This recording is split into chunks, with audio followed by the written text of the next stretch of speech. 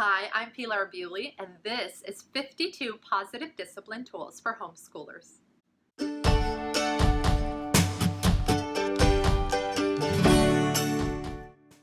Today, I want to talk about a tool that totally changed my life when I started homeschooling my kids, and it's called Act Without Words. You see, when my kids first started homeschooling, they weren't used to being together all the time. And so when it became clear that they would have to share not only a room, but also materials, toys, and mom's time and attention, a lot of fighting started to happen. And I was going through my own turmoil, starting homeschooling and all the stress involved. So it was a really difficult time for us. And the hardest part was when they fought in the car. Now, as homeschoolers, we spent a lot of time in the car. We would drive to play dates and classes and nature groups and all of that. And very often, the fighting would really escalate into kicking, screaming, and throwing things in the car. Now, it's okay for kids to fight and argue, but when it gets to that level where my driving could be impaired and we could get in an accident, I knew that I had to do something. So I tried talking with them about it and just telling them, this is what could happen, we can get in an accident, but nothing changed. They weren't thinking about those consequences in the moment when they were fighting. So I knew I had to do something else. I knew that I had to act without words. So what I did was, during a quiet time at home when we weren't in the car and the children weren't fighting, I sat down with them and I explained that it was very hard for me to drive when they were acting in that way.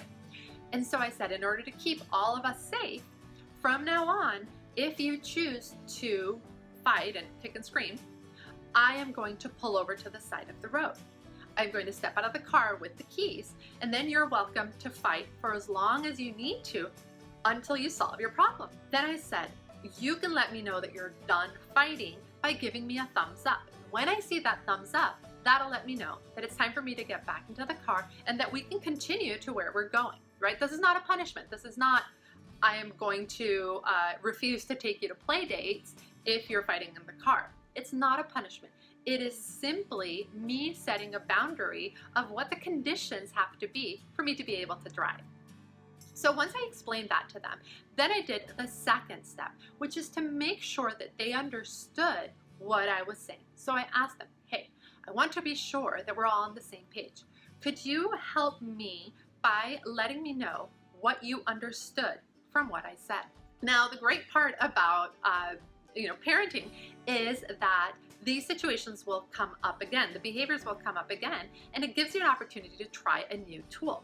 So sure enough, a couple of days later, we were in the car driving to a play date, and the children started fighting over a stuffed animal, kicking, screaming, and throwing things again. But I remembered what I had to do. So without saying a word, I pulled over to the side of the road, I took the keys, and I stepped outside of the car. And the children kind of looked at me, but then decided that fighting was more important. And so then they kept screaming for a while until they realized that I was not going to budge. I was going to hold the limit and that they were going to have to solve their problem or stay on the side of the road indefinitely. So they did. They solved the problem. I got a thumbs up, got back in the car, and I said, hey, thanks for letting me know that you're done. Let's go. And so we kept driving. Now, I'm not going to say that this solved the problem and that it never happened again. It did happen again. It happened again 2, 3, maybe 4 times.